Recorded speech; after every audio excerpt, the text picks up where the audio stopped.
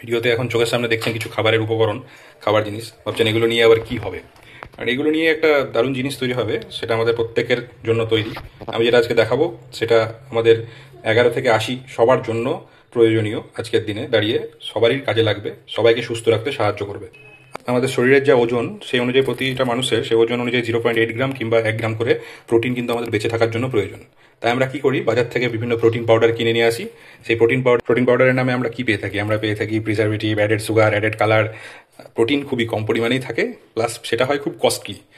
আর তাছাড়া শরীর দুর্বল ফিল অনুভব করছে, বিভিন্ন টিভির অ্যাড দেখে আমরা নিয়ে নিই কি হরলিক্স, কমপ্লেন, বিভিন্ন কিছু অ্যাড দিয়ে খাওয়ানো হয়। সেগুলো খাওয়া মানে স্লো পয়জন খাওয়া। প্রচুর পরিমাণে অ্যাডেড সুগার সেগুলোতে থাকে, সেগুলোতে গুণ সমৃদ্ধ জিনিস খুবই কম পরিমাণেই থাকে। তো চলুন শুরু করি, আসল টপিকে আসি। আমরা বানাবো মেনলি প্রোটিন পাউডার, যেটা অনেকেই বানিয়ে থাকে অনেক রকমভাবে। আমি আপনাদেরকে সঠিক গুণমানসম্মত সঠিক জিনিস দিয়ে প্রোটিন পাউডার বানানো শেখাবো, যেটা আমাদের প্রত্যেকের কাজে লাগবে। বিশেষ করে যাদের হাত পা ব্যথা, শরীর ব্যথা, ক্যালসিয়ামের অভাবে ভুগছে, যাদের শরীরে ওমেগা দরকার, অতিরিক্ত ওজনে ভুগছেন, কিংবা হার্টের প্রবলেম আছে, কি খাবেন বুঝতে পারছেন না, প্রত্যেকের কাজে লাগবে। যেসব উপাদানগুলো আমি নিয়েছি প্রত্যেকের কাজে লাগবে। চলুন আমি নিয়ে আসি, এবার শুরু করি। কি কি জিনিস আমি নিয়েছি তার গুণগুলো আমি বলে দিচ্ছি। আমার প্রোটিন পাউডারের প্রধান উপাদান হচ্ছে সাদা তিল। এই তিলের প্রচুর গুণ রয়েছে। সাদা তিলের বহু গুণ আমাদের শাস্ত্রে বলা রয়েছে। আমি যাই হোক বলা এমনকি বলা আছে পাপ ক্ষয়, তেজ, বল বৃদ্ধিতে সাহায্য করবে। আমি এই শাস্ত্রের বিস্তারিত বিবরণে যাচ্ছি না, আমি বলি এটা মেনলি প্রচুর ক্যালসিয়াম ও আয়রন সমৃদ্ধ। হাড়ের জন্য প্রচণ্ড ভালো।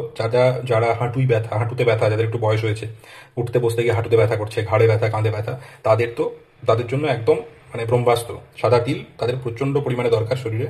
সাদা তিল কোলেস্টেরলও কন্ট্রোল করে। ঠিক আছে, এবার চলে আসি পরের উপাদান, পাম্পকিন সিড, মানে মিষ্টি কুমড়োর বীজ এক কথায়। এটা প্রচুর ওমেগা 3 আছে এতে। ওমেগা 3 প্রচুর পরিমাণে রয়েছে। ওমেগা 3 আমাদের কিসের জন্য ভালো? আমাদের হার্টের জন্য খুব ভালো। এছাড়া জিঙ্ক রয়েছে, ঘুমাতে সাহায্য করে, অনেক গুণ রয়েছে।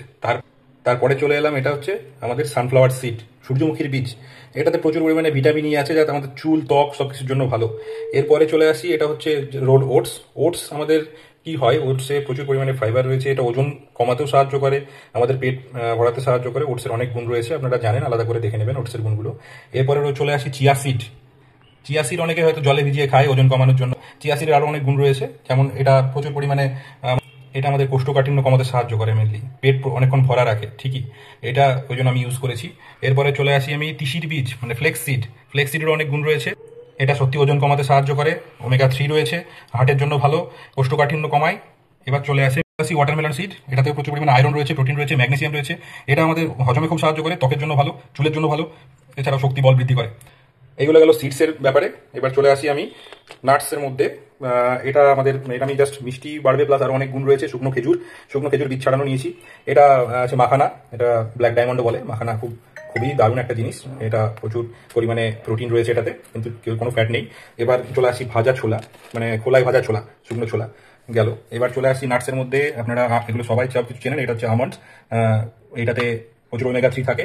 এটা হচ্ছে আখরোট, এটা পেস্তা বাদাম, কাজু বাদাম, চীনা বাদাম। এইগুলো হচ্ছে উপকরণ। আমি সবকিছু একটু বেশি পরিমাণে নিয়েছি। আপনারা চাইলে আপনাদের একজনের মতো হলে 25 গ্রাম করে নিতে পারেন। কারণ আমি বাড়ির সবাই এটা ইউজ করি, আমার বাবা মা থেকে, আমরা থেকে সবাই, সেই জন্য আমি বেশি পরিমাণে উপকরণ নিয়েছি। এবার নেক্সট স্টেপে চলে যাচ্ছি কিভাবে এটাকে তৈরি করবো, আপনাদেরকে দেখিয়ে দিই। এটা প্রথমে আমি ড্রাই রোস্ট করে নিচ্ছি, তারপরে আস্তে আস্তে বীজগুলোকে একসাথে ড্রাই রোস্ট করে নেব। পাউডারটা যেহেতু অনেকদিন ঘরে রেখে খাওয়ার প্রয়োজন, তাই ভালোভাবে রোস্ট করে নেওয়া খুবই দরকার। একসাথে সব বীজগুলো যদি আমরা রোস্ট করে নিই, সেক্ষেত্রে কি হয়, প্রত্যেকটা জিনিসের ডেন্সিটি একরকম নয়। এবার কোনো বীজ কিংবা সিডসগুলো আগে পুড়ে যেতে পারে, এই জন্য আলাদা আলাদা করে রোস্ট করে নেওয়াই ভালো। গরম জিনিসগুলো কিন্তু আমরা মিক্সিতে সঙ্গে সঙ্গে দেবো না, একটু টাইম নেবো ঠান্ডা করার জন্য। ঠান্ডা হওয়ার পরে মিক্সিতে দেবো।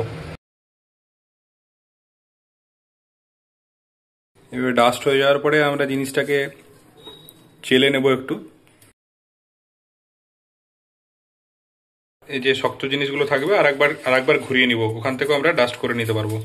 এবার আমরা এইরকম ডাস্ট পেয়ে যাবো, ডাস্ট আকারে একদম ফাইন ডাস্ট। এটাকে আমরা প্রতিদিন সকালে, যারা জিমে যাচ্ছে, জিম করে আসার পরে মনে করলে 2 থেকে 3 চামচ দুধের সাথে এটা খাবে। আর কিংবা রাত্রেবেলায় শোয়ার আগে 1 ঘন্টা আগে খাওয়ার পরে আমরা এটা খেতে পারবো। যদি অনেকে মনে করেন যে মিষ্টির সাথে মেশাবো, একদমই মেশাবেন না, কারণ চিনিকে আমি মনে করি যে শরীরের জন্য একদম শত্রু। একদমই মেশাবেন না, কিংবা কোকো পাউডার কালার করার জন্য, চকলেট ফ্লেভার আনার জন্য কিচ্ছু মেশাবেন না। এতে শুকনো খেজুর দেওয়া আছে, ন্যাচারাল সুগার নিন যতটা পারবেন, তার বেশি কিছু নেবেন না। এরকম হেলদি টিপস পাওয়ার জন্য আমার চ্যানেলটাকে সাবস্ক্রাইব করুন, আমার সঙ্গে থাকুন। Thanks for watching.